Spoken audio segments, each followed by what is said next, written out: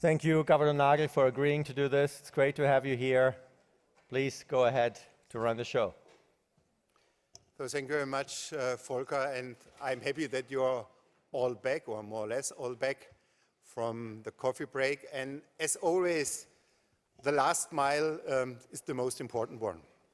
And this is our third debate, and I have here distinguished speakers, and I would like to give you a little bit, let me say, some light on what might come over the next 90 minutes. So let me start by addressing that the symmetric medium-term inflation target of 2%, which the Governing Council adopted in 2021 strategy review, has proven its worth. The Governing Council considers negative and positive deviation from this target as equally undesirable. And this inflation target provides a clear anchor for inflation expectations. It allowed the Governing Council to act decisively in the recent inflation surge. So personally, I do not see this necessity to review that. So in my understanding, never change a winning team, make this team even better. Recent experience and changing circumstances might require us to adapt our strategy so that we can deliver on our mandate in the best possible manner. Today, I'm really fortunate to hear what the panelists, who are distinguished experts in the field of monetary policy, think about key aspects of our strategy. For me, the scope and the limits of looking through supply shocks are particularly worthy of consideration. Another important question, in my view, is whether especially forceful or persistent policies close to the effective floor bound hamper our monetary policy response if the inflation environment changes quickly. We should also consider what lessons we have learned since the strategy review in terms of our monetary policy toolkit. How can we make best use of our set of instruments, minimize the negative side effects as far as possible? And of course, a major challenge is how to deal with heightened uncertainty. One thrust of our work is to refine our analytical toolkit and inflation forecasting techniques so as this is what we would like to achieve to improve our baseline projections. However, when uncertainty is high, basing monetary policy decisions too heavily on the baseline forecast can be risky. Therefore, alternative scenarios could play an important role. This is why the current strategy review is also taking a closer look at whether and in what way scenario analysis could help guide monetary policy systematically. Is a downgrade of the baseline projection warranted? There's something I would like to add in this context. Our current meeting-by-meeting approach and data dependency appear to be appropriate in light of the high uncertainty. We need to be flexible enough to respond to rapidly changing circumstances and should never tie our hands. To conclude, our strategy and instruments need to be suitable to address the challenges confronting monetary policy makers today and tomorrow. And I'm now really curious to hear the views of our panelists on the potential needs for adjustments. The first speaker is Maurice Obstfeld.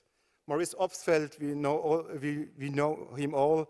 He's the senior fellow of the Peterson Institute for International Economics and professor of economics emeritus at the University of California.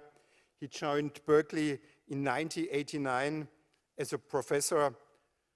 My apologies, Maurice, for not being able to pay sufficient tribute to your entire career, because then we are running out of time. I'm just singling out a very small number of your achievements. From 2014 to 2015, you were a member of President Obama's Council of Economic Advisors, after which you became chief economist at the IMF. The list of your honors and publications is extensive. What economic student isn't here familiar with the textbook International Economics, Theory and Policy, which you co-authored with Paul Krugman and Mark Melitz. And I'm now looking forward to hear from you, Mark, your presentation today, drawing about your experience and how you give us the recommendations, what we could do better when it comes to, let me say, future monetary policy. Now it's your turn.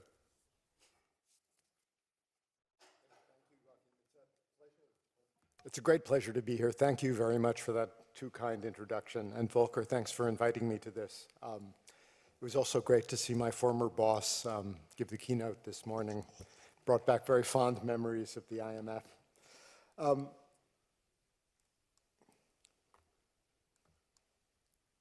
I'm pushing next, but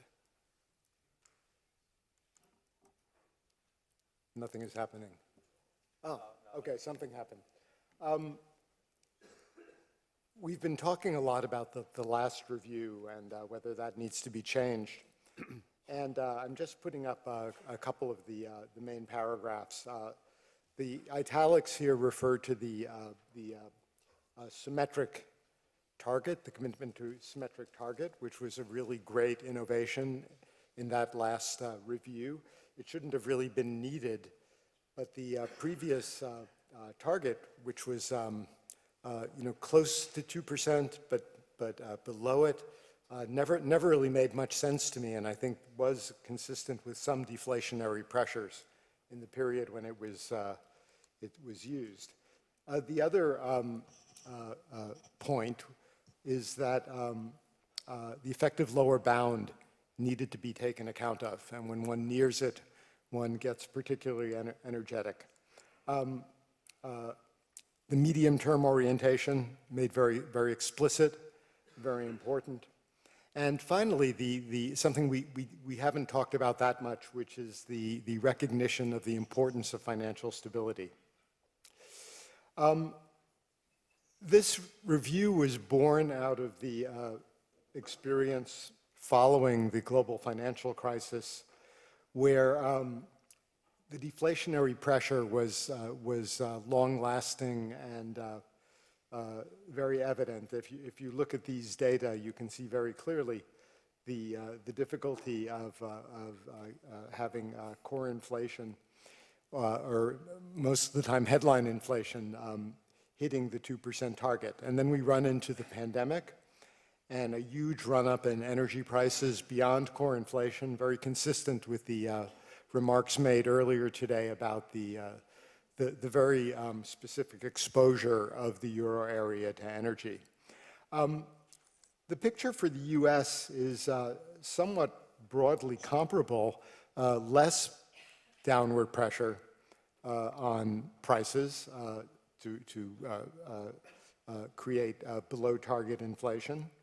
And in fact, in the period leading up to 2019, the Fed was actually raising interest rates, causing a lot of criticism from then President Trump, because there were actually inflationary pressures in the economy. And there was an ongoing tariff war. There were concerns in 2019 of slowdown in global activity, probably partly due to this tariff war. The Fed began to ease then. And we never really found out the denouement of this, because then the pandemic hit and all bets were off. But in the US, compared to Europe, core inflation and headline inflation moved much more in sync, I think reflecting the different sources of inflation in the United States. So the 2021 review was mainly about the last war, and now there's a new review. And I've mentioned these main elements. Although the 2% target is supposed to be a symmetric target, the focus on being particularly energetic once you get close to the effective lower bound, whatever exactly that is defined to mean, I think actually tells us that maybe things are not so symmetric. One doesn't want to get caught in a liquidity trap. And the question is, what tools do you use then? And we had a nice discussion in the last panel and earlier in the morning of the role of forward guidance, the role of QE, the role of negative rates, the role of credit easing was mentioned. And I think as Axel mentioned at the last panel, I do think decisions have to be made or taken about, what is the track record of these tools? What would be used again if one were to get in a effective lower bound situation? But all in all, I think the ECB review served it much better than the Fed's review, which came up, to my mind, with a flawed model that put the Fed in a bad position to respond rapidly to the inflationary pressures that emerged in 2021. What are some lessons of the recent inflation? The really big lesson, well, probably the overarching lesson, is that inflation is not dead. Inflation can spike up. It can be noticed by consumers. It can potentially affect expectations. We had really generations where inflation was more or less under control, and then suddenly you have this experience of very high inflation. I think this creates some hysteresis in the system. Research by a number of scholars, including Ulrika Malmandier, indicates that people's inflation experiences affect their long-term expectations.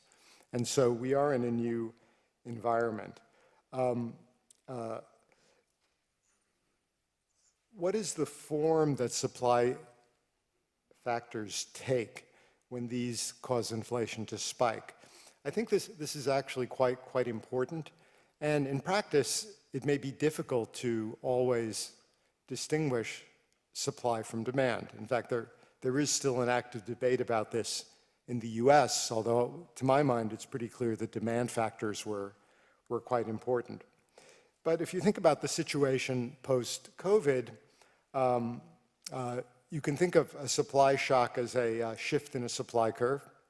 You can also think of a supply shock as a steepening of a supply curve, due, for example, to clogged up international trade networks or supply chain problems, which make prices much more sensitive to even minor demand shocks.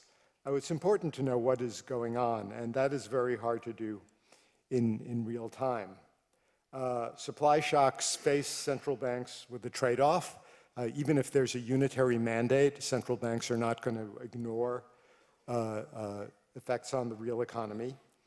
So they have to make a judgment about persistence of shocks, size of shocks, the nature of shocks. And we say, look through, but that's much easier to say than to do, because even a pure supply shock, whatever that might be, if it lasts long enough, can feed into expectations, affect pricing in goods markets and in labor markets as well. Inflation may also evolve differently in country to country, even countries within a currency area, as the work of Bernanke and Blanchard has shown. But I think one big lesson, and this is one that others have stated, is that overall, the recent experience demonstrated the value of a price stability-oriented,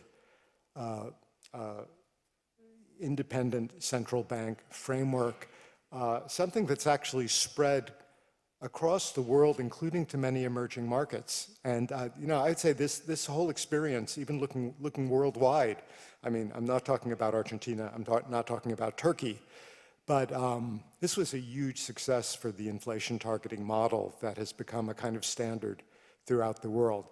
Yes, inflation spiked up. It would have been difficult, I think, for it not to spike up, given the shocks that occurred, but it has come down rather quickly, and it came down rather quickly without a major global recession, which one might have feared and which some predicted. There's a last mile problem in some countries, and I think of the US here particularly. Core inflation just came in at 3.1%. So, getting to 2% is not done yet. You can't say mission accomplished for the US. And now with the other disturbances coming online through tariffs and other measures, deportations, for example, one can't take anything for granted. There are questions going forward, and I think one of the big ones concerns the natural rate of interest. I actually like to distinguish between what I think of as the natural rate, which I call R bar, and R star, which I think of as the neutral rate. And to my mind, R bar is the long-run equilibrium rate of interest that you might get out of a growth model with flexible prices after all state variables have adjusted. R star is the rate that the central bank would have to set today to contain inflationary pressures. I think those are two very different things, because R star can depend on many situational factors, financial conditions, the state of expectations, and the like. And I think a big question central banks need to think about is whether R bar and with it R star are now permanently higher. That has implications for monetary policy. It also has implications for fiscal policy, which central banks will feel the repercussions of. There are challenges also of geopolitics. I would argue that if we look at the entire post-war period, we were fortunate to go through a great political moderation. It's clearly over now, if you had any doubt. Some feel it ended in 2008 with the global financial crisis and the invasion of Georgia. Others think it might have ended somewhat later, but we are in a new game where there will be new shocks and new demands on governments. But other questions, is there a right size of a central bank balance sheet? How far do you go with QT in the current environment? I think the issue of interventions in the term structure as a policy tool is on the radar, and whether that should be a regular part of the toolkit. In the US now, the Treasury Secretary has apparently convinced many that the key interest rate is not the Fed's policy rate, but the 10-year bond rate, which he, the Treasury Secretary, can somewhat influence. I think this is sort of a challenge to who is in control of monetary policy. But of course, such issues are not new. We worried about them when we had QE coexisting with large government debt issuances. Fiscal challenges from persistently higher interest rates will have repercussions for central banks. Within the euro area, there are particular challenges from the debt positions of different members and how these might be affected in an environment of greater fiscal demands and higher interest rates in the absence of a fiscal union. Financial stability is an issue that I think will not go away, nor will questions about the lender of last resort and market maker of last resort role of the central bank. And I think the issue of the exchange rate, given the challenges coming from the US, is likely to have more salience than it would be normally. I mean, normally, with the inflation targeting framework and flexible exchange rates, the exchange rate is the residual.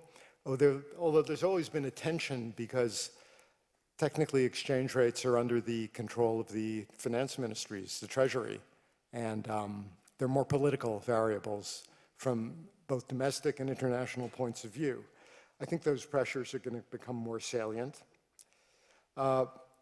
Another issue that worries me is the prevalence of dollar funding in the global economy, including in the Eurozone, when the dollar could become much more volatile and much more political. I mean, what would happen if the Fed canceled its swap lines and a crisis emerged? This sort of goes to Klaus's comments about making the euro a more international currency. I'm sort of running out of time here, so I won't go through the whole list of factors determining the long-run interest rate, but I would just summarize by saying there are factors that are pushing it up, certainly. Spending by governments, the green transition, debt issuances, the prospect of productivity growth from AI. There are also factors that are persistent that are pushing it down. I put myself on a clock, which I now can't quite manage to, okay, turn off. You know, we don't really know, but if we look at markets, the changes have been pretty dramatic. These are indexed long-term yields, trying to get at the really long-term interest rate. They've jumped up. This is even before the German announcements, which made them jump up further. There's a longer series on the right of UK rates, and you see that rates have really gone up to somewhat above the pre-global financial crisis levels. And the issue is, how permanent is this? Is this because of restrictive monetary policy still, productivity expectations, deficits that are expected down the line, or what? So all we know is that there does seem to have been a possibly long-lasting regime change in the bond markets, very possibly long-term rates, the natural rate is higher, perhaps for good reasons. And this big range of shocks, I agree with what has been said before, does call for more scenario planning and even wargaming of responses. Finally, I'll just say that when I was at the IMF, Madame Lagarde would often say, everything's better with butter. Well, everything's better with structural reforms. And I think if the newfound unity in Europe leads to more of those along the lines of the Draghi report, for example, that would be healthy. Okay, sorry for going over. Thank you.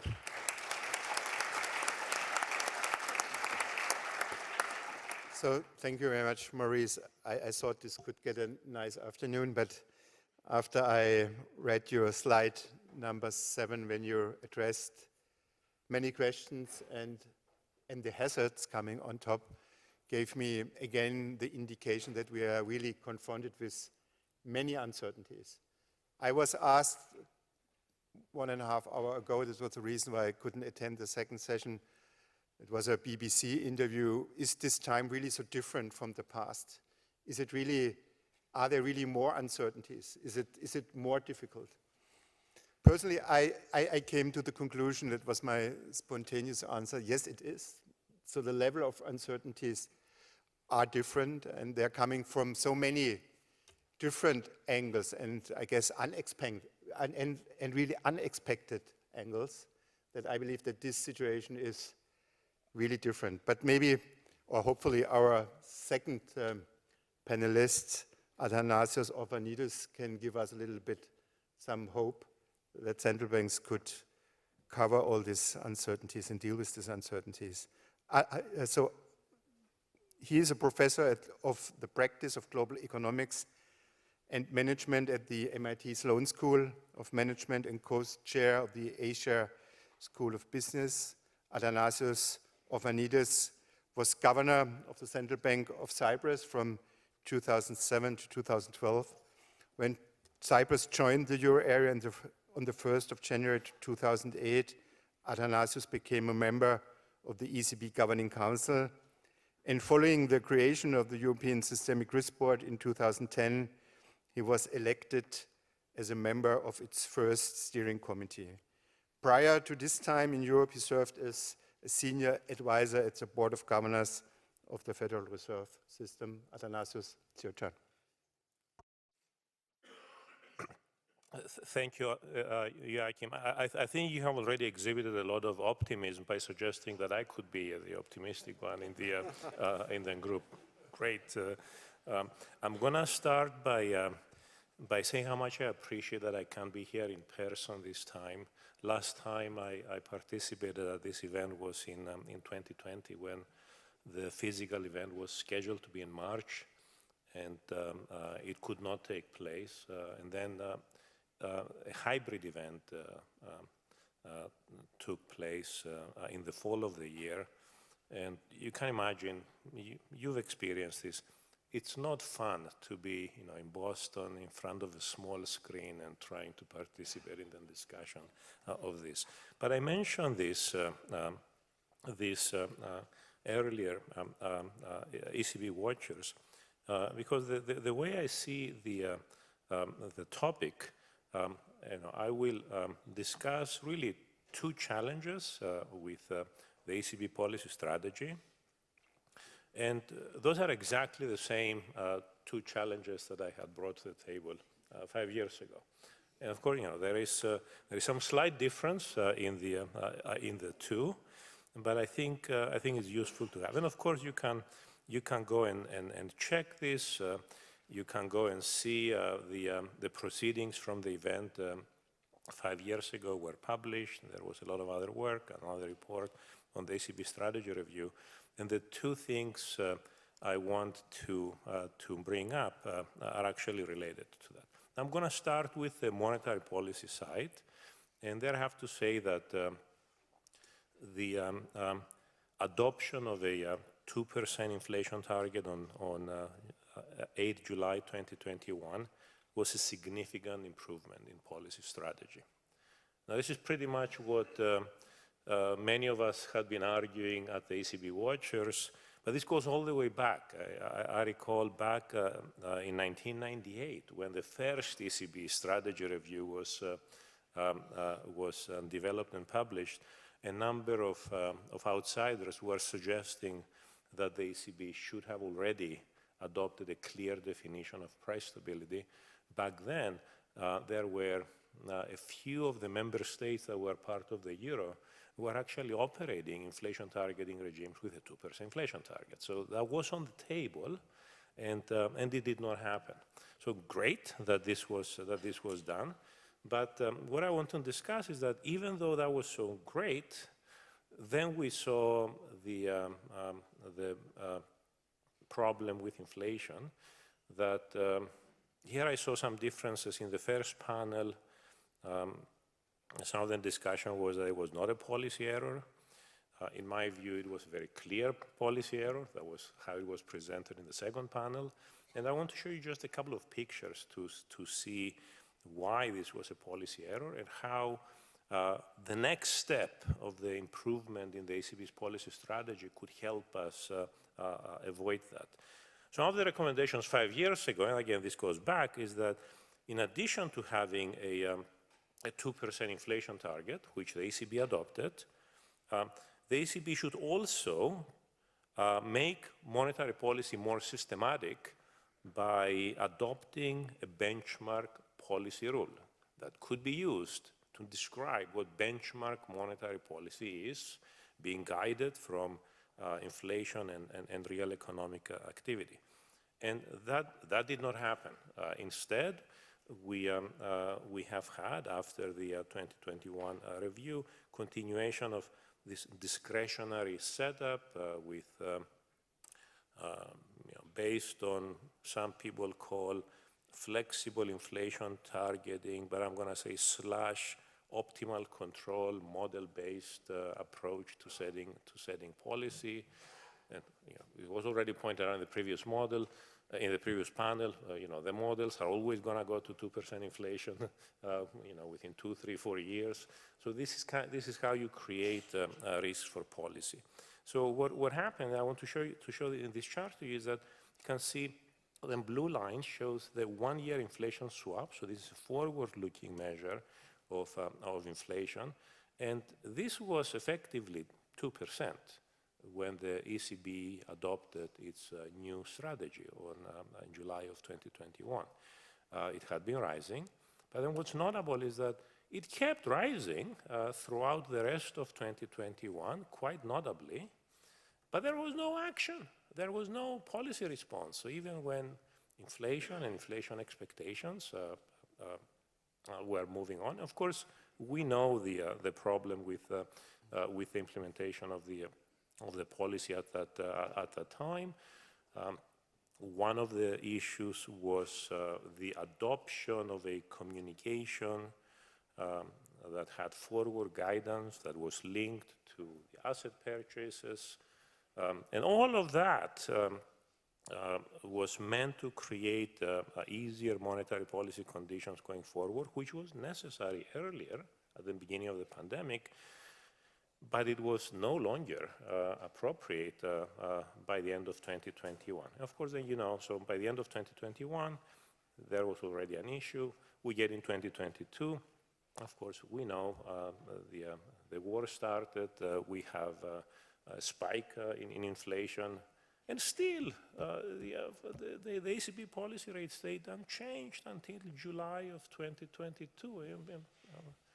I don't know how you feel about this, but I was looking at this. I was wondering why isn't there any adjustment in the nominal policy rate? And why is this important? This is important because what really matters for the economy, as we know, is not the nominal interest rate, is the real interest rate.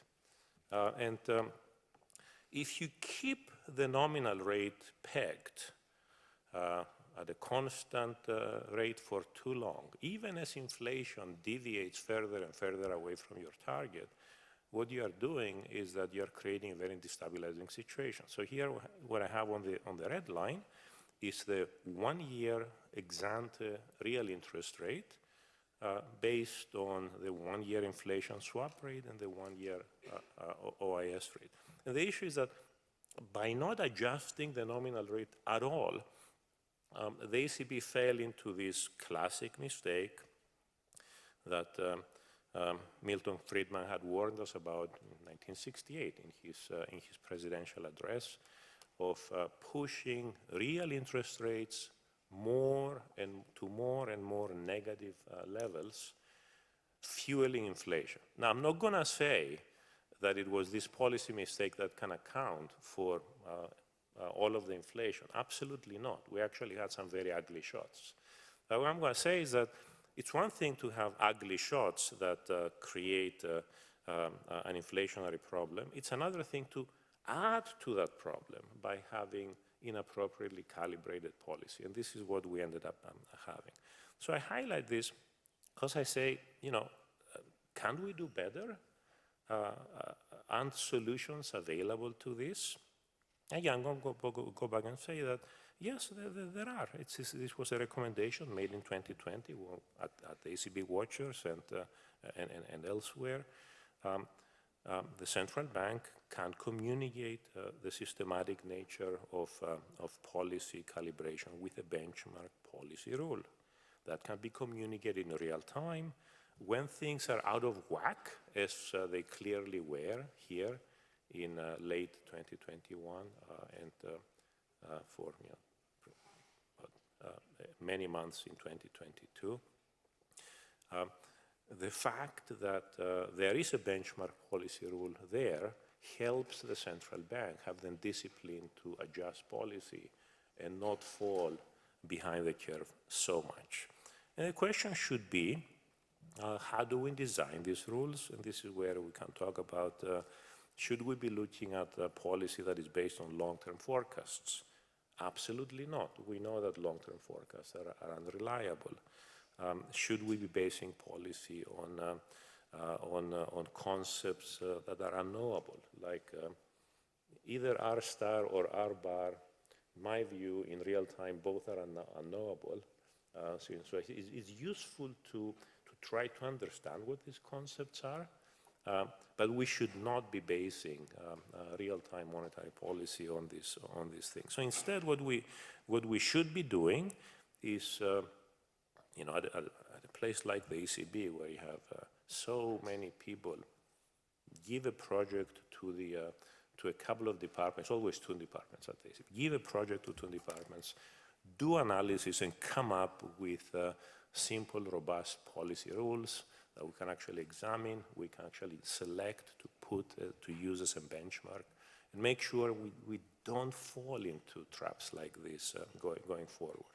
So this is one element that I wanted to discuss. And the other element is an element, is an area where I feel quite frustrated because there has been virtually no progress since the strategy review and the ECB Watchers Conference we had in 2020. And this is the fragility in sovereign debt. And this is something that is so peculiar and so unique to the ECB. Now, this picture is supposed to summarize this for you. Take advanced economies like G7 plus. I have the 4 largest member states of the euro area on the left, and the remaining G7 economies on the right. If the central bank is operating well, as a good central bank, we should not be observing this volatile and large premia in government debt over OIS. This is OIS is the policy rate that the central bank has. I have here, you can take the 10-year overnight index swap, compare that to the 10-year government bond and say, what do you expect that to be? We know we have premia, we could have a whole section on how do we do term structure estimation and so forth. Those premia should be pretty small, much like what you see on the right-hand side panel for all currencies except the euro. And when we look at the euro, then we see another thing, that the euro area didn't really have a problem before the global financial crisis, but somehow it has a persistent problem since the global financial crisis, and the problem that has not really been resolved. And the question is, where is this coming from? Is this something that we can explain with some peculiarity of fundamental factors in euro area economies that somehow is not there in any other advanced economy? And we know that that doesn't make sense. We know that that's not the answer. Now, the interesting thing here is that even if we can read ECB speeches and we can actually see that there is an understanding that, no, that's not it. It's not about fundamentals. This is about something else. And I will give you 2 quotes. One quote is from then Vice President of the ECB, Vidor Constancio. It was very clear that there is something going on in the euro area that created what he called episodes of acute liquidity stress, not justified by changes in fundamentals. Now, this is a known flaw with consequences that are, of course, very, very evident. The most important feature, in my view, is the ECB's reliance on private credit ratings for determining the eligibility of government debt. No other central bank is doing something as crazy as this. And of course, the implications are known. We know that this is creating destabilizing cliff effects in the collateral framework. We know that this is undermining the safe asset status of government debt, what Vidor was discussing in this. We know that it can validate adverse expectational equilibria in sovereign debt markets from time to time. And of course, there are known consequences from this flaw. We have, since the global financial crisis, recurring crisis in government bond markets, just in the euro area, not in other economies. We have unnecessarily high premium on government debt. And we have, and this is something that I think right now is even more important than was in the past, unnecessary fiscal stress in public finances. And I want to talk a little bit about this. I mean, already the previous sessions we have discussed the need to be doing things for which we need to activate fiscal resources right now. So the second quote I'm going to give you is from then President of the ECB, Mario Draghi. You can see this is over a decade ago. This is over a decade ago. We all know that the euro area suffered much more than other advanced economies in the recovery from the global financial crisis. And what's interesting here is that the ECB president was explaining there was less fiscal capacity in the euro area But not because the fundamentals were worse in the euro area. And yeah, I will let you read this on your own between the lines, how it's stated. But the bottom line is that the ECB has been and was operating in a different manner than other central banks that created this fiscal stress. So this is where we are. And then we can ask, okay, are solutions to this problem available? So I want to actually show you a more recent experience from the pandemic. And this picture just shows you the spreads between 10-year government bonds and OIS rates. What happened during the pandemic? Well, because of this flawed framework, the euro area was at risk of coming apart again in March, April of 2020. And initially, the ECB tried not to address this basic flaw in the framework. The ECB just bought some bonds. And that worked for a few days, and then it didn't. And then, and I give a lot of credit to the decision makers back then, on 22nd of April of 2020, the ECB effectively suspended its reliance on credit ratings for bonds. And this actually stabilized the system. And what I want you to see here is if you see that the spreads at the end of 2020, early 2021, exactly the period when the deficits were the worst possible, the projections of debt to GDP ratios were historically high, the spreads were lower. Why? Because the ECB had temporarily suspended this crazy framework that is creating these problems in the first place. And 5 years ago at the ECB Watchers, I was optimistic. 5 years ago I was optimistic, not now, Joachim.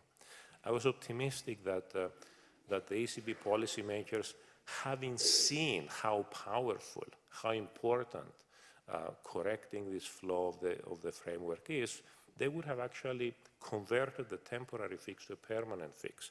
Unfortunately, this didn't happen. Instead, on 24 March of 2022, we had a decision by the Governing Council that took us back to the pre-pandemic collateral framework, phased in. And of course, as anyone would expect, we brought back the instability in this spread. So I'm going to end by pointing out something that should be very, very simple. For a good policy strategy, we need sensible rules.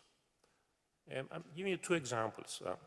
Had a sensible rule on setting the ECB policy rate been in place, the post-pandemic policy error would have been avoided. The ECB would have seen how miscalibrated the policy rate was at the end of 2021, before the war started.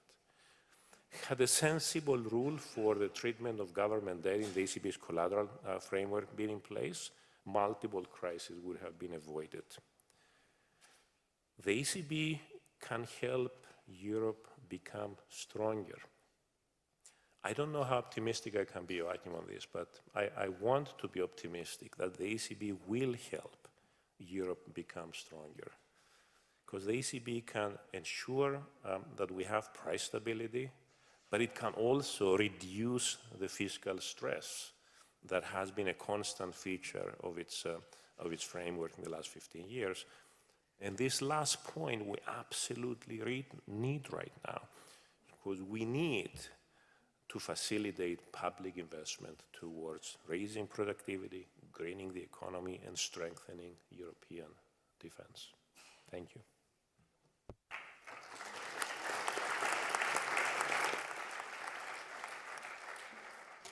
Thank you very much, Athanasius. Let me use my privilege as a moderator to give you maybe a little bit some feedback from my perspective.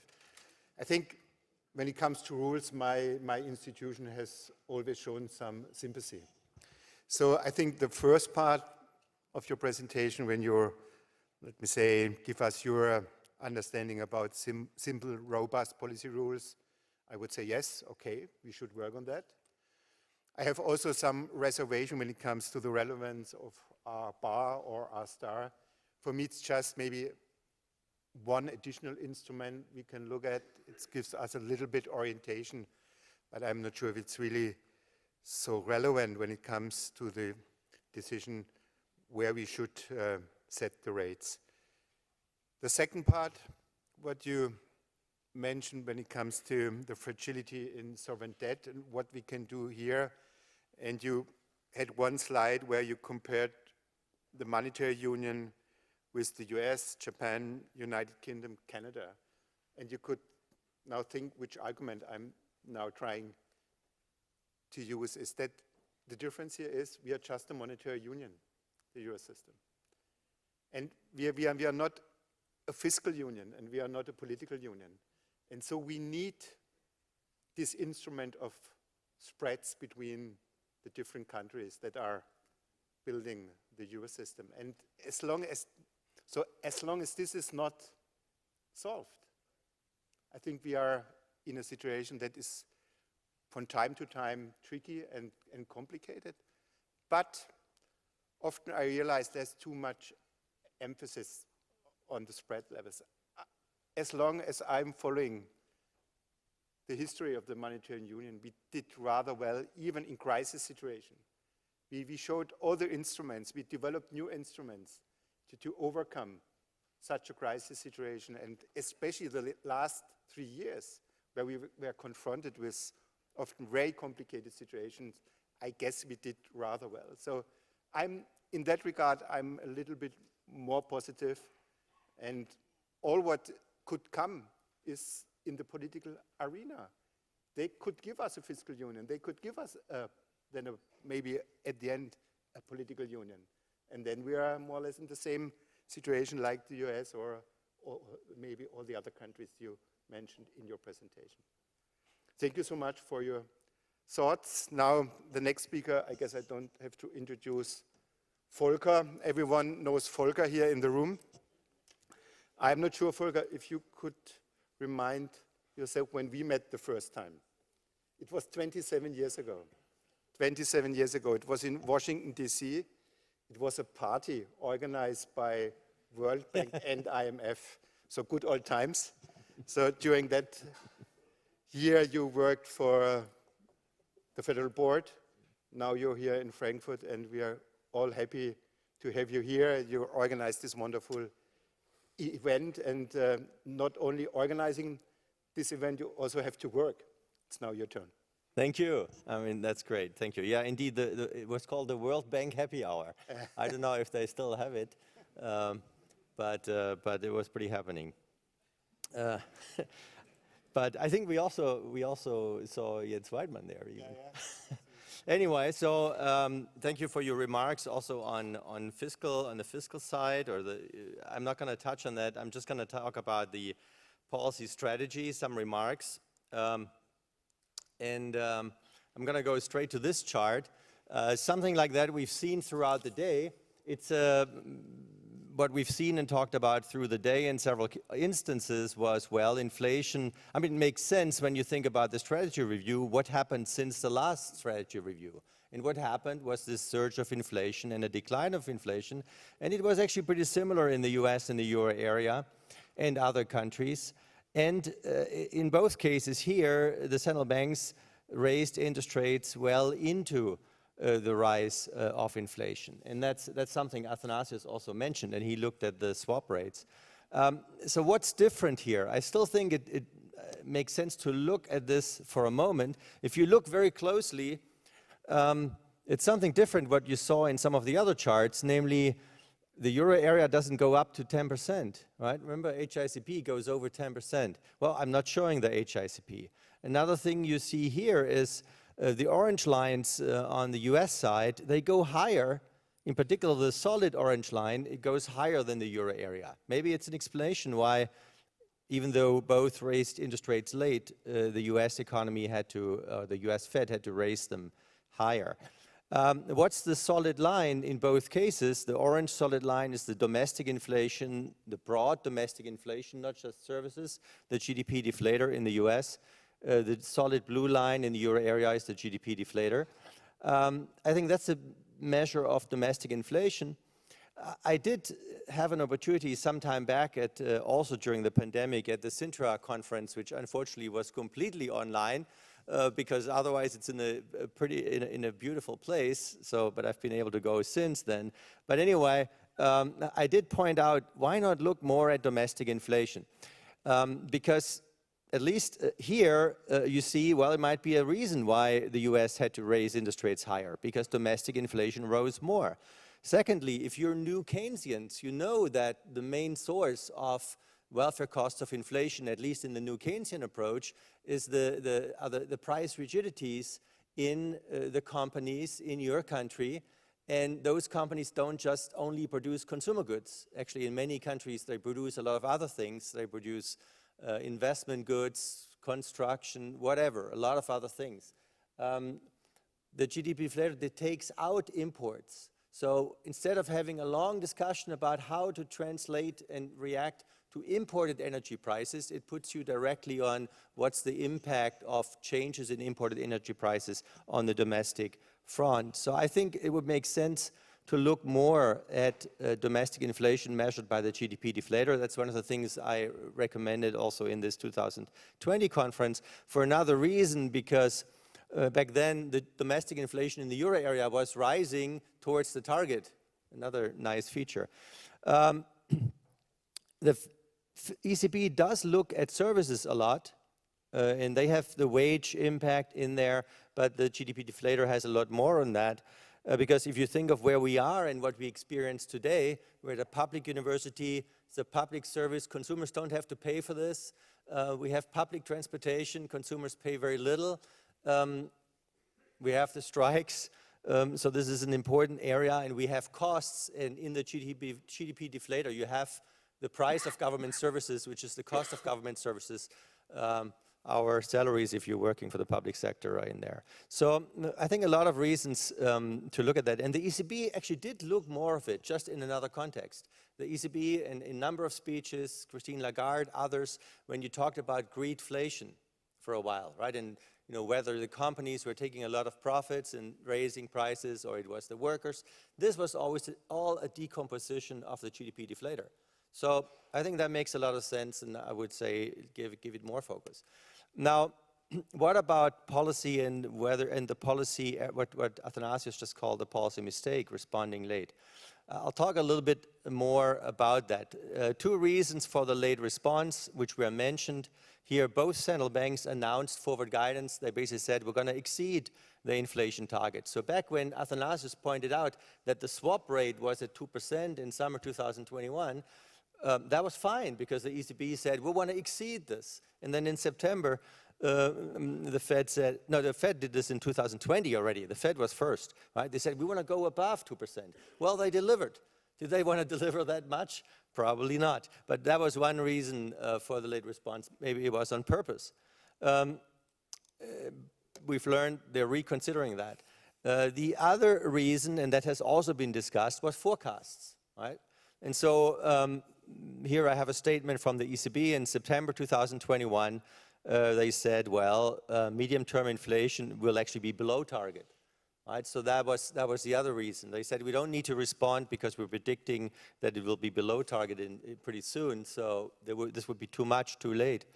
And here I have plotted the forecasts, a set of forecasts. Now this refers to the HICP. So the black line is indeed the consumer price index, which went to 10%, right? The black line is the HICP. And then what we did, and this will be interesting also with respect to what Athanasius showed, then we basically took a bunch of forecasts. So survey of professional forecasters, ECB staff, companies forecasts, survey of multi-analysts, a simple model, AR model, right? And you see, and household surveys. Well, you see a lot of forecasts were actually late, and we shifted. These are all 1 year ahead forecasts. So we shifted the year. So when these forecasts coincide with the black line, which happens in basically the second quarter of 2023, that's when so that's the time when the 1 year forecasts, 1 year ahead forecasts were correct. They predicted that extent of inflation. And they missed the extent of inflation before, right, because they were much lower. But it is interesting, the swap rate, so the red line is the swap rate which Athanasius showed, and among the different forecasts, the swap rate was better. And so if you think about it, if they had given more weight to the swap rate than, say, to the SPF or the ECB staff, they would have been a bit ahead, right? So, I thought that was interesting. And the other dotted line, blue line, are the household forecasts. They were much better. They were capturing this increase in inflation. They were higher in 2023 Q1 at 8%. But the problem is they were totally off at other times, right? They've basically been very pessimistic, and you see the household surveys used here. They then predicted that inflation will stay very high. It actually did come down. So maybe that's not the solution. But certainly, yes, forecasts were off to different degrees, but generally that was one other reason for the late response. So what could we do? What could we recommend? And there's another thing, one can look ex post. Ex post, afterwards, we know everything better. That's the good thing. And now we actually have more, it's harder to do it ex ante. Now, ex post, there are now a number of studies, Barrow and Bianchi, Dinan, Almendorf, Giannone, Bremiceri, Ascari, and co-authors, who basically have shown that the view that it was exclusively or primarily Putin's inflation is not quite right. Actually, demand-side forces contributed importantly to the inflation surge. Here, I've just taken one chart from Ascari. Now, that's a Bayesian VAR. I'm not a believer in VARs, even if they're Bayesian.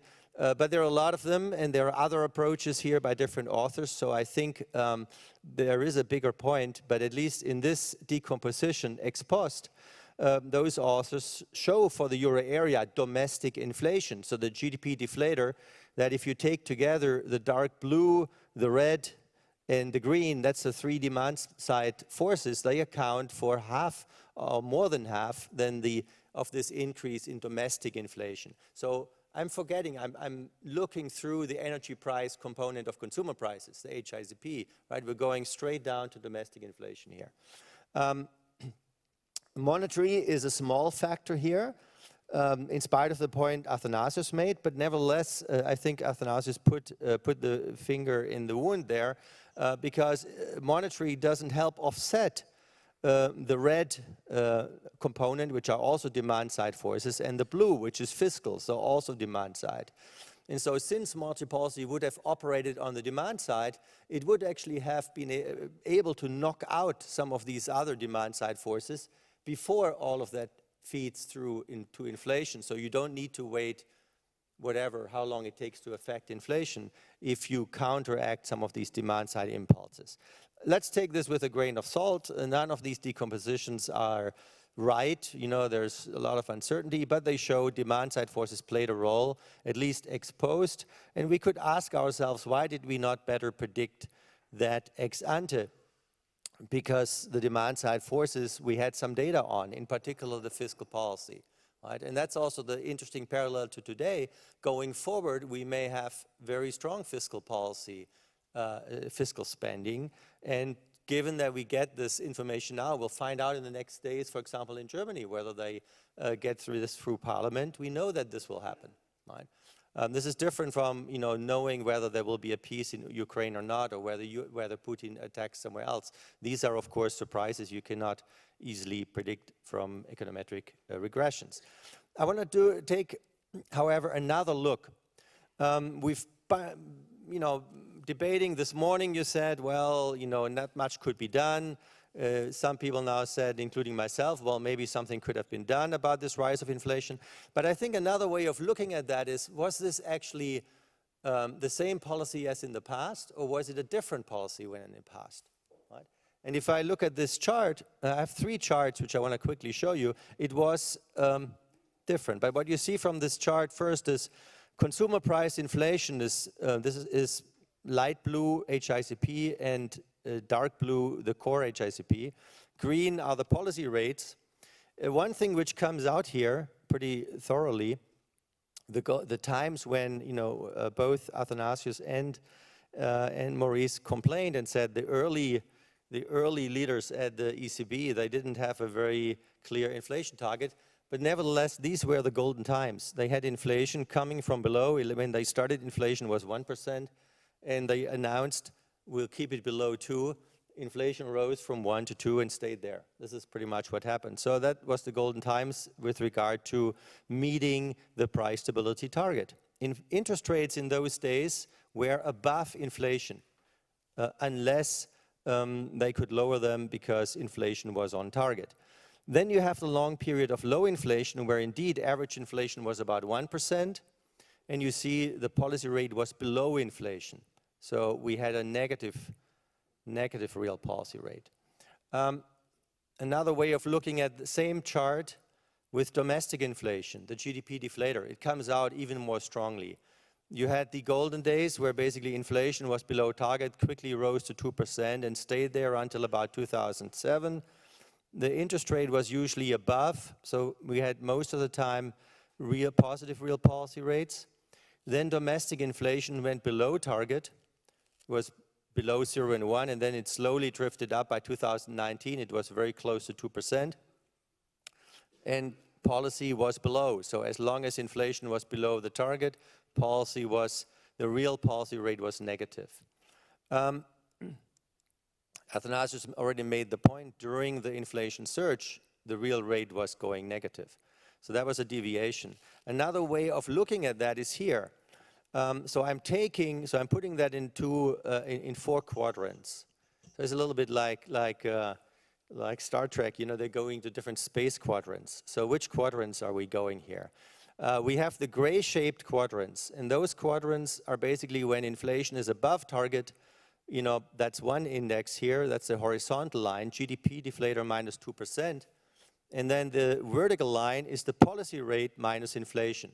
So if you're on the top right quadrant, which is gray, and you see there are many years, 2001 to 2006, these are the yellow points, or green, 2007, 2008. We were in that quadrant. We had inflation above target, and we had the policy rate in positive territory. And then we had this long phase of inflation being below target. You're in the lower gray-shaped quadrant, which is from 2009 to 2019. So negative inflation gap, negative real policy rate. It's a little bit an aspect of the Taylor principle, well, right? Real policy rates high when you have an inflation deviation, a positive inflation deviations, real rates here negative when you have a negative inflation gap. There was some time in the beginning, right, when real rates were positive, maybe also because the equilibrium real rate, the R star, was much higher, so you had to maybe move higher in those days. But certainly the lower right-hand side quadrant was never visited, but then in 2020 we went into this deep excursion into the lower right-hand side quadrant with falling real interest rates and positive inflation gaps. This is another way of looking at the chart of Athanasius. So I would argue, I think in terms of success, we've moved back, by the way. It was correctly said, the ECB was able in the end to nip this in the bud, and as inflation came down, it's now looking very good for now. So real rates did move back into positive territory by basically shifting back there pretty quickly in 2023. But I would say giving more weight to the Taylor principle in policy deliberations and communications would be helpful. If I still have a minute or two, you can even do this practically, and this will complement something Athanasius has said. You could use simple rules, right? So we could use a Taylor rule that has a Taylor principle. So we've done some work with Balint Tatar, who's now at the Bundesbank. He was before at the German Council of Economic Advisors, or experts, whatever it's called. And we calculated different Taylor rules, and of course you have to feed in an R star, but even with a wide range of R stars, which we take from estimates the ECB has kindly published, which are wide, between minus 1.5 and 0.5. I think 0.5 is really the reasonable range, 0 to 0.5. But anyway, you can see that these Taylor rules, these are basically two versions, both being run off the GDP deflator, or, so the solid line is, solid blue line, dark blue is with the HICP core, and light blue with the GDP deflator. The dotted lines have the lower R star, but all four specifications basically had interest prescriptions going up from beginning of 2021, moving positive at the beginning of 2021, and then moving further up. So they did give a useful signal. That's why I would argue to basically take those rules more seriously in policy deliberations. The Fed publishes them.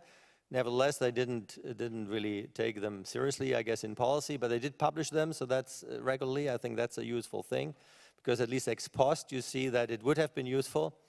But anyway, the positive thing, as we have come down, as these rules have come down, you can see that they're in line with policy. So that the policy easing since summer of 2024, the yellow line shows you the policy easing, is very consistent with the two versions of the Taylor rule with an R star of 0.5 here. So that's the good side of it. So yes, the easing was well timed.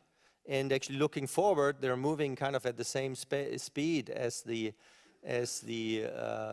forward rates. Of course, Athanasius made the point that wouldn't it be better to look at rules, and we had some examples of that, right, with OW stands for Ophanides Wieland, long time ago when we were still writing papers together, but we stopped that more than 10 years ago.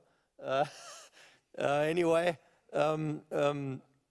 so we proposed here a change rule, a first difference rule, which actually at the time Athanasius had been on the governing council, at the time fitted decision making by the ECB reasonably well.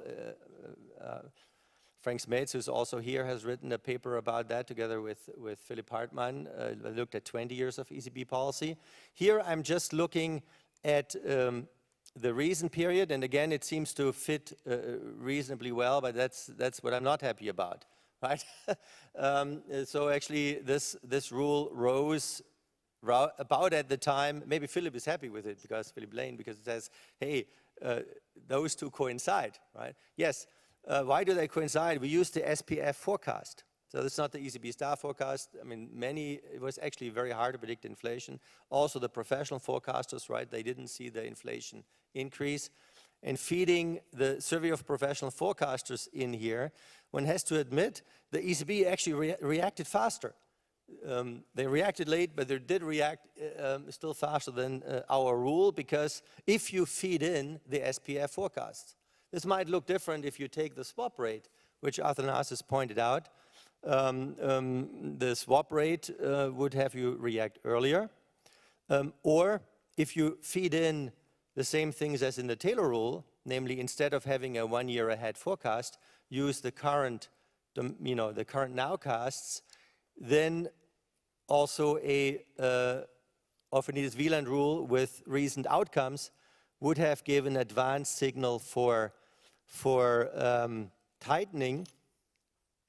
I'm stopping. So would have given advanced reason for tightening, and has you lean a bit hawkishly in the current easing, but it's coming down, right? So you see the message. I think these rules, a menu of rules, is helpful for communication also, because, and that's what you see when you look at these forecasts, right? In the blue area, we feed in the forecasts.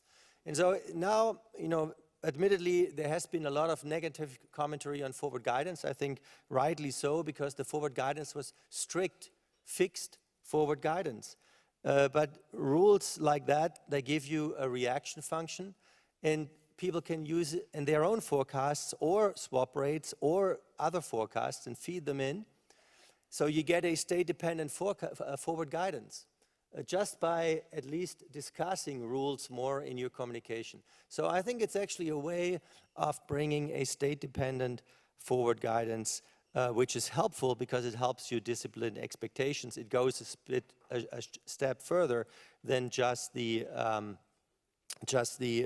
inflation target itself. I've already, because I saw I was running out of time, I fed in my recommendations, so I don't need to go through that slide. But indeed, downway medium-term forecasts look more at nowcasts, near-term forecasts, avoid fixed forward guidance, give more weight to the Taylor principle in deliberations and publications. I think currently in a very good state, the ECB, great time to do a review because for now the ECB is very well positioned and there's no dispute between the guideposts I would consider useful and what the ECB is communicating. But looking forward, it can become very helpful if we think about the challenges ahead. Thank you.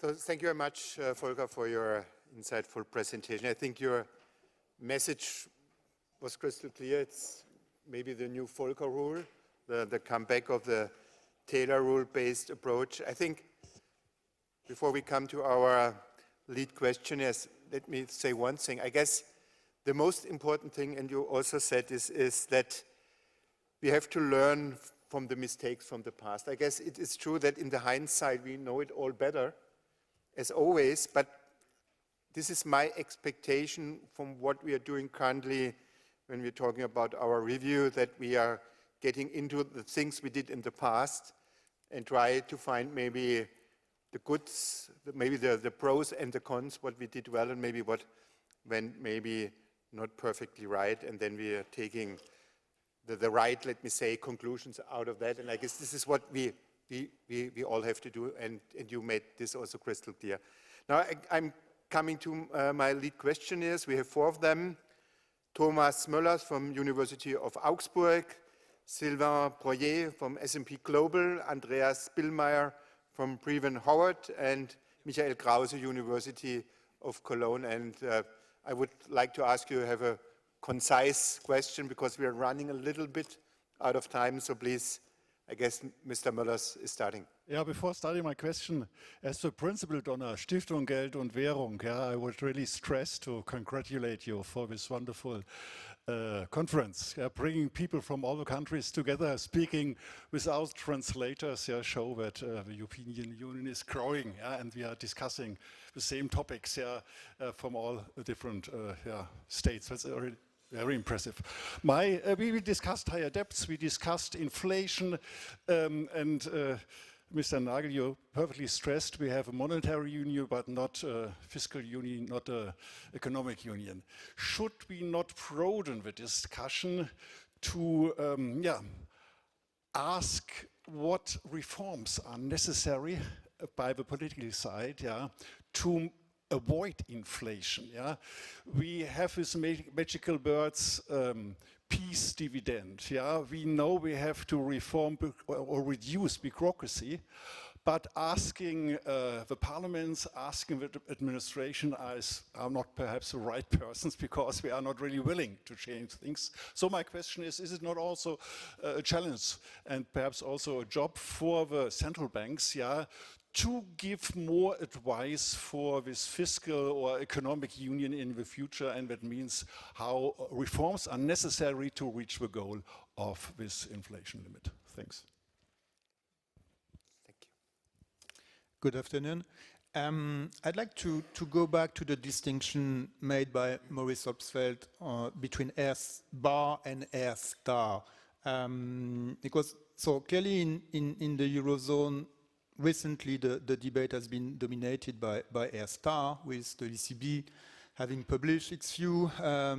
Recently, national central banks of the Eurosystem published their own view from time to time. And they always give 2 disclaimers. One is that there is a large uncertainty surrounding estimates of R star, and if you publish also policy rules, the R star problem is still there, so it remains a theoretical construct that is not knowable, as Mr. Ofanides said. And the second disclaimer is that R stars does not prejudge of the course of monetary policy. So I wonder how useful is the R star concept for market participants. And I would like to raise the question to the distinguished panel on whether it would not be more useful in a strategy review to recommend the publication of R bar, so the long run equilibrium rate for each member of the governing council. Thank you very much. So, as a market participant, I'm going to focus on policy communication. And I want to take advantage of the strong US credentials on the panel, in particular at the Fed. 2 speakers at least spent some time there. The question is the following. Going back to what President Lagarde mentions this morning about more use of scenario analysis, how would you judge the net benefits of ECB staff providing more scenario analysis that might be owned or endorsed by the board or not, as opposed to the SEP at the Fed, which is a reflection of the range of views of the members of the FOMC, so policymakers rather than Fed staff. And the point is really that while FERBUS is public, the ECB models are not. So wouldn't it just be simpler to publish the ECB models and then everybody can run their own scenario analysis and we don't have that distinction that we need to see what is staff view and what is policymaker view? Thank you. Yeah, I'm trying to formulate a question regarding the fiscal stance that we were talking about, so and connect a few dots. I mean, we come out of a world, or we are still in a world of massive global imbalances, right? The US current account deficit has been financed by funds flowing from Europe and China. And the US were happy to absorb these funds and able to absorb these funds. Necessarily, current account deficits are associated with trade imbalances. And now we may be reaching another world. I mean, the US doesn't want a trade deficit anymore. That means also that the current account deficit has to shrink or be reversed. We want to use more funds ourselves for defense and other purposes. That reduces the availability of funds in the world. And if Klaus's prediction is right, or if Europe becomes more attractive, or the euro as a reserve currency, there will also be more demand for funds from Europe. How would a reversal of global imbalances unfold, and what can central banks do? And how big is the threat? I think the policies point in that direction, and I don't know if I were Nouriel Roubini, should I start warning of the next financial crisis? Thank you. So, thank you very much. I feel a little bit tempted to answer one or the other question, especially when it comes to fiscal and maybe structural reforms, but I did this in a speech this week in Berlin, so I can leave the floor to you. We should take now answering the questions here in the reverse order. So, Volker, you have the privilege to go first. Okay, thank you. Well, briefly, let me start with the scenario analysis. I think that's a good idea. You said, why don't you publish the model? I think that would be great. I think the ECB has fantastic modeling and is also using it. I remember a number of speeches, also Philip Lane as chief economist here at the ECB Watchers. There is also a menu of models at the ECB they're using to do certain scenario studies. And maybe some versions, if some versions of these models, we have also a model database, little advertisement. There are some older ECB models in there. But if research-based models, not the one you use in the day-to-day business, but maybe a version which is one step removed from that, if that were also made public in form of the equations and parameters, I think that would be a net benefit. But certainly in terms of communication, so that's really for people outside running the models and doing scenarios with them. But in terms of communication, the ECB going forward with some scenario analysis on top of what they're publishing already, particularly looking at big shocks or big developments, I think that would be very welcome. Could help improve understanding of the challenges. It's easy to beat up on central banks or to praise them, but actually, working with them, figuring out what are the challenges they think are going on and what are big players thinking, what are governments thinking.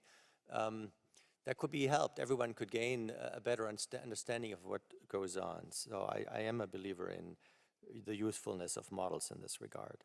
On the R star, I think I leave that more up to Maurice, but it is tricky. It's worth thinking hard about them and what's driving them. Of course, for example, I would expect, of course, fiscal, if indeed we would get a major increase in government debt in Germany, that would also raise a medium-term R star, because it creates more in my thinking, it creates more demand for debt from the government side. They need to crowd out other borrowers, and that's that. But there are other factors going on. So I think I'm looking forward to what Maurice will tell us. Also on the imbalances question, very challenging. Just from my side, yes, maybe it takes away some of the problems. If for many years, I mean, you had more the fear there will be more problems, but it might also take away some. There were a lot of complaints about Germany running a surplus. Well, if we have the government borrowing a lot, we can fix that. Whether the world will better off as a result, we'll see. I doubt it. There are other risks. So I would want to be more moderate there. And the point on reform, I would have loved to hear, but we'll look at your speech. Generally, this is a big difference between the US. I mean, both Athanasius and I worked at the Fed, and the Fed cannot say that much because, you know, you can change the Federal Reserve Act with a simple majority. So that's it. That's that. I think it's a big value that the ECB can speak more forcefully also in other topics. So I don't fully agree with some of the earlier statements where you said don't talk so much. I think. But I do agree. You have to focus it. You know, you cannot talk about everything. But the ECB calling for reforms, calling for fiscal stability, that's in its own self-interest. And doing that with the analysis you have in the background, with all the economists there, the scenario analysis you can produce, is also very helpful. So I would not, at least in that area, fiscal policy and reform, I would very much welcome commentary and analysis from the ECB. Athanasius?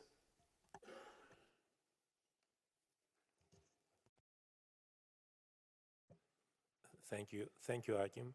So good central banks should serve as trusted advisors for government. So when it comes to providing advice about how the whole framework on pretty much anything can change, is something that central banks should do. And of course, it depends on the jurisdiction, as Volker pointed out.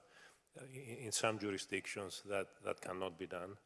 The ECB can't do this, so I think this is something that is useful to keep doing that. So we know the imperfections of the euro area. We have a monetary union. We do not have a political union, and so forth.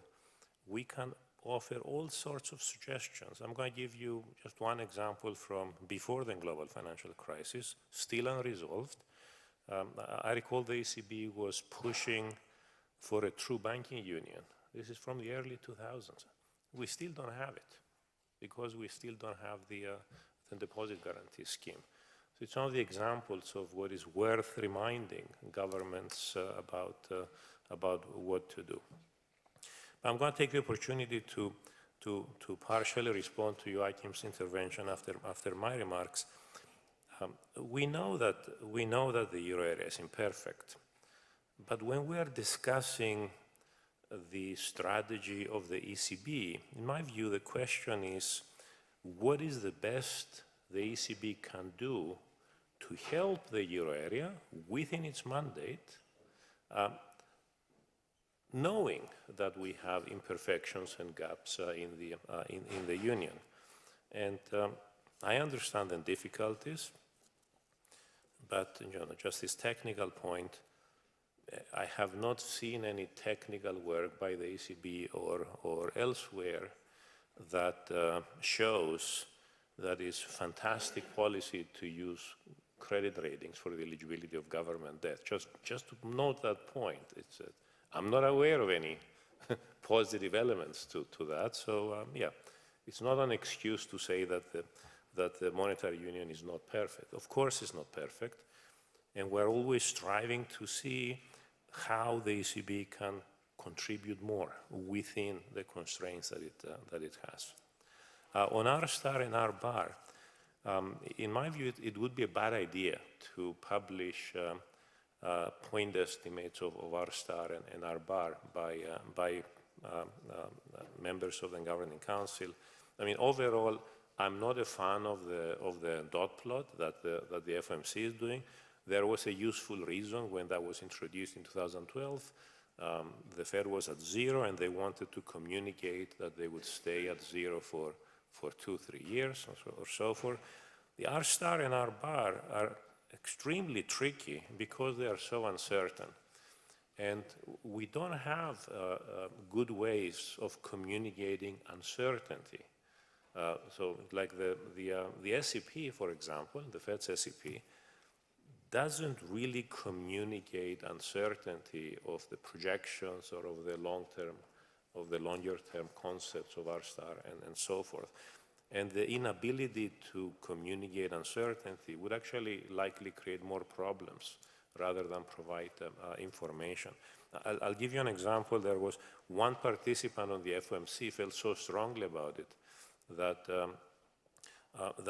he never submitted answers to the longer-run questions because this is crazy and it's voluntary. So if you go and count the dots, so let's say 5 years ago, you're going to say there is a dot missing, and just one. But I think that was good strategy. I would wish that more would do that. On scenario analysis, I think scenario analysis can be incredibly useful. In my view, publishing a benchmark rule is simpler than doing the scenario analysis because it can capture changes in the short-term outlook of inflation and the economy, no matter what the scenarios are. There are difficulties about how one would construct the scenario analysis. So I can see, this is where we're going, that more central banks will introduce scenario analysis more than we see right now in their frameworks going forward. I think that's a good thing. But we need to be careful about how this thing is done. Let me give you an example. The Fed is doing wonderful scenario analysis in the Till book, but it's not public. And we can go and see it with a 5-year lag when they publish the material. And my concern is that if I ask the central bank to publish scenario analysis, like what the Fed is doing in the Till book, the scenarios are not going to be the most interesting ones. And there is this concern about how do we ensure we don't create false alarms in market participants by doing the scenario analysis. So it's a challenge about how to do this. So the milder versions of that are the versions, for example, what the Riksbank has been doing recently. That's a much milder version. But I invite you to go and see how mild the Riksbank's scenario analysis is to what you're going to see in the Till book that's published. Now we have 2019 is public. If you check the Till book, you see scenario analysis such as, I remember in 2018, 17, I saw the scenario analysis in the Till book for 2012. And they had a nice scenario. Europe crashes. The euro area is in big trouble. What does that do? That creates a big problem for the US. So the US monetary policymakers actually need to act for it. So this is extremely useful internally, but we have to be more careful about how we do this externally. And it was mentioned correctly, who owns the scenario analysis? Do you have the policymakers owning or the staff owning it? That's a challenge. It's given how little the ECB is communicating about governing council preferences and projections. I think we are very far away from the discussion of doing that. One more thing on this that would be helpful, and you know, I need to mention this. Thomas Laubach published the model. When we lost Thomas from Frankfurt and he went back to the Fed, that was one of the first things he did. He actually said it would be useful to publish the model and publish the data set that goes with the model. And this is what the Fed has been doing every year. They publish the model with all of the parameters and the data set that goes behind it. And I think the ECB should do that as well. And again, we know that models are imperfect and they are not going to be perfect and most useful for everything, but it's useful to have a baseline. And now, if I remember correctly, the ECB was doing that with the old area-wide model. I don't know when that had started. Of course, that's too old right now. So it would be useful to provide more information about these analytical tools that could be updated just once a year, so that people on the outside can actually do work. Sometimes that sort of work can help the central bank. Thank you very much. Maurice? I'll try to be brief because it's getting late. I agree with a lot of what has been said. You know, particularly on the scenarios, I think if you were to put out a range of scenarios, then the next question would be, well, what are the probabilities? And basically, you have no idea. And you know, you're immediately going down a rabbit hole. But I do agree that publishing models can be very useful. I think that having scenarios for internal use and thinking about what one does in such a scenario can be useful. You know, on R bar and R star, there are many different methodologies. The estimates tend to be all over the place. It's a very imperfect guide for policy, and in fact, policymakers pretty much are looking at data points that come in reaction to what they do to see what is happening, and that has its own problems, but sort of feeling your way may be the only way to proceed. On the other hand, if you're serious about a policy rule approach, you know, you saw Volcker's equation. You need an intercept that gives you some notion of the ballpark of where the real rate of interest is. And you should recognize the uncertainty. You shouldn't take anything for granted. I think within that framework, probably having a long run rate is going to be more sensible, because the short run estimates of R star are really, really, really volatile, and they can change from time to time, from day to day almost. And if you saw that data I showed you, the sharp jump in yields, which has persisted. And you know, how do you communicate that to the public? So you need to somehow smooth that out in your rule. So I think it's important not to put too much faith in these estimates, but you need some idea of where the economy is. You know, on the current account, the Trump administration is saying they would like to have an economy of producers and not consumers, meaning that they would like output to be higher than absorption. That's a current account surplus. If they achieve that, then what that does is it takes the US demand for saving out of the market, and global, you know, R bar, R star goes down, and that makes it cheaper for Europe to finance whatever they want to finance. They may only achieve that by creating a US or a global recession, which would not be a good outcome. You know, my personal belief is that the set of policies being followed, the policy mix is not likely to shrink the current account or the trade deficit, certainly not tariffs by themselves. And moreover, the fiscal plans that are being followed, which would extend the 2017 tax cuts and also introduce a range of new tax cuts, even if somewhat offset by tariff revenue, are going to lead to a larger government deficit and a larger current account deficit. Now, the caveat to that is that if the current uncertainty about policy, and the tariffs introduce a recession, either in the U.S. and certainly in the U.S., that might modify the current account and lead to lower world interest rates. But I'm not optimistic about the tariffs accomplishing this. But I think the next step when the tariffs don't accomplish that is going to be to think about the exchange rate. And that gets us into a whole new realm of policy and policy conflicts. We don't have time to talk about that, but if we're going for drinks, happy to do it with a beer. Okay, thank you very much, Maurice. I completely failed as a timekeeper, so we are really out of time. But I asked the conference boss, and he gave me the allowance to take 2 or 3 questions. So please raise your hands, and short questions and short answers. A question to Professor Orphanides.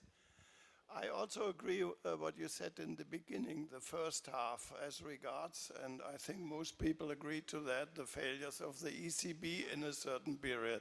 But that's the past, and we hope they will draw the right conclusions. But on your second part, I must say I disagree. You should, well, similar to what Governor Nagel said, you should not forget that we had a Maastricht Treaty and we had a particular piece on fiscal policy. You know, fiscal policy is not, well, sorry, a little bit I have to explain that. A fiscal policy is not included in the European Union, and therefore we had in the treaty parts on how committees are controlling that, are having disciplinary powers, and secondly, there's a no bailout clause, simply to make clear that financial markets should uninhibitedly sanction those countries which are not prudently operating. And therefore, on that, in that respect, I think interventions of the ECB always to depress interest rates for the different countries is not in the same line as the Maastricht Treaty was composed. Okay, this was not what I meant when I said short, but so please take the second one. Okay, thanks for these thought-provoking presentations. With respect to the recommendation by both Athanasius and Volker to adopt a simple policy rule, actually Volker was very effective at pointing out the challenge, because before the inflation surge, he would probably have recommended the Orphanides Wieland rule, and now with hindsight it turns out it wasn't actually very helpful, and potentially another rule could actually have been very detrimental during the COVID pandemic. So I think the big challenge is these rules all look great ex post, but how can you come up with a genuinely robust rule that is robust ex ante in response to any shocks you can think of? I think that's the big challenge. Thank you. Is there a third one? Yes, it is. Just concerning the scenarios, what are the main risks of rising debt? Because the rising debt in the coming years is probably much more as it hasn't been. And what are the risks in your hypothesis and scenarios? Competitiveness of Europe and so on. So, thank you so much. I guess that's it. So now you have the privilege. Maybe Volker, you want to go ahead with? Yeah, I'm just going to say something on Petra's question. Thank you very much. It's very good, because actually it's the other way around. Maybe if briefly we can bring up the slides, but I can tell it to you in words. The forecast-based rule, I mean, of the Orphanides Wieland paper, did very well in fitting the ECB decisions. It's not necessarily the most robust rule. Back in that paper, we looked across many rules and tested them in many models, and we found a first difference rule does very well if it responds to recent outcomes. So if your question is, okay, what would I have recommended before? I would have said, well, our paper recommended to look at versions of this rule, but outcome-based rules. right? So that was because those are more robust, because they depend less on the 1 year, on forecasts which may be off, right? So in that sense, I think we did already in 2013, but also if I hadn't jumped across my slides at the end so quickly, because I had that quote in there, it actually, I can answer, yes, I would have recommended the outcome-based version of the rule, because that's what the model-based robustness exercise recommended. So thank you for bringing that up. Maurice, Athanasius.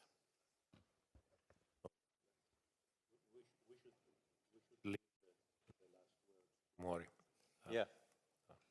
So on the Maastricht Treaty and again the gaps we have with governance in the euro area, which we all know about, that is not a legitimate reason for the central bank of the European Union to be injecting unnecessary premia on government debt.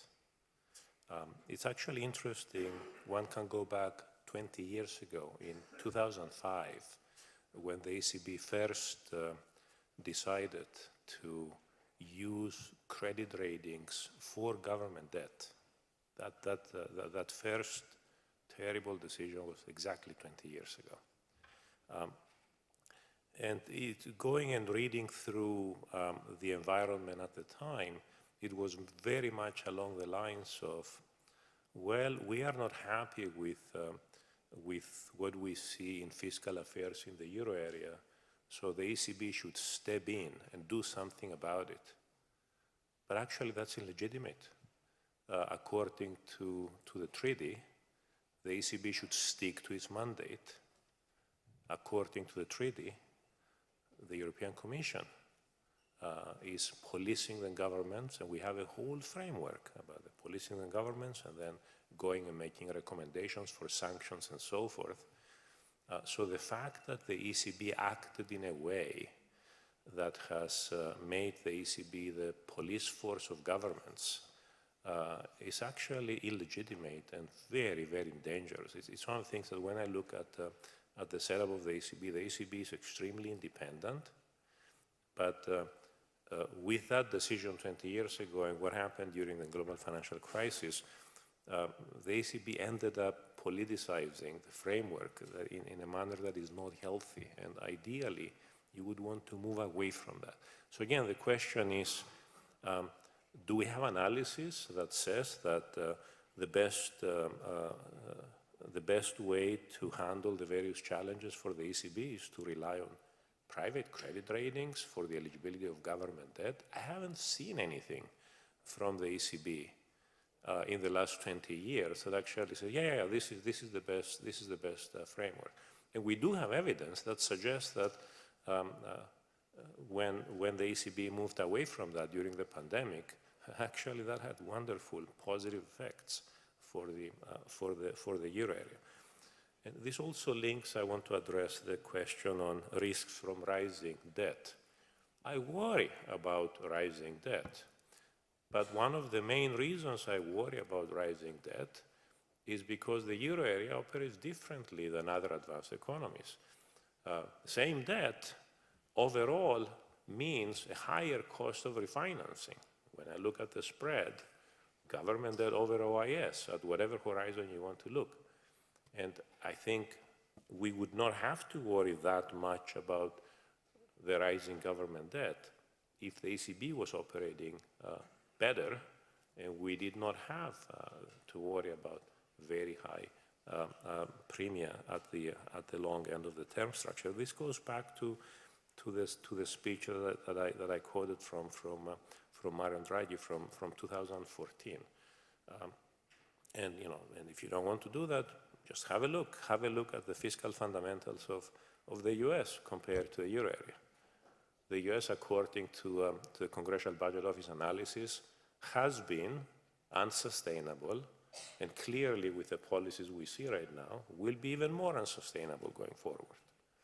I don't see the Fed saying, no, we should actually use our system to force a problem in government debt because this will show them and then the fiscal authority will fix things. That's not how central banks should be should be operating. Maurice?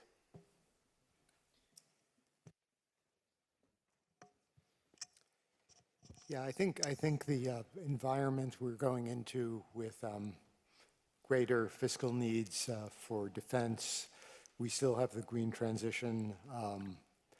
We can't really rely on the magic of AI, and we're certainly going to see higher interest rates. It's going to be very challenging. I think in the euro area, we certainly saw crises emerge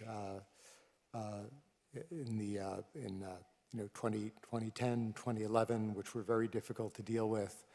I don't think those are necessarily behind us, but Europe certainly can't afford anything like that now when greater unity is imperative. And I think the euro area has shown the ability to evolve, to develop new institutions as a result of crises. And I think now we have a crisis, and hopefully more evolution will occur. I really worry about the U.S. I worry when I hear the rhetoric coming out of allies of the administration about what Elon Musk is doing, being aimed at eliminating fiscal dominance. There's a narrative that goes around that the Fed has accommodated budget deficits. That's why we had the inflation. It's totally false. And the remedy that's being put forth is cuts that cripple the ability of the government to carry out administration, and moving to a regime based on financial deregulation, unregulated stablecoins, government investment in cryptocurrencies, which it is hoped can be used to buy back the federal debt. And we had a question about that earlier. It makes absolutely no sense to me, and I think is going to lead to disaster. So thank you very much. What I personally learned over the course of this day, listening to one or the other panelists and also from the question, is that monetary policy and the way we conduct monetary policy at the end, it's my personal view, it's a kind of art. Art means to me that we have to stay first of all alerted to the changing environment we are confronted with, and we have to keep our flexibility. Maybe some recipes from the past might not maybe work in the future. And so also what I can say to the panelists here, thank you very much for your insight and your expertise. Excellent. Thank you.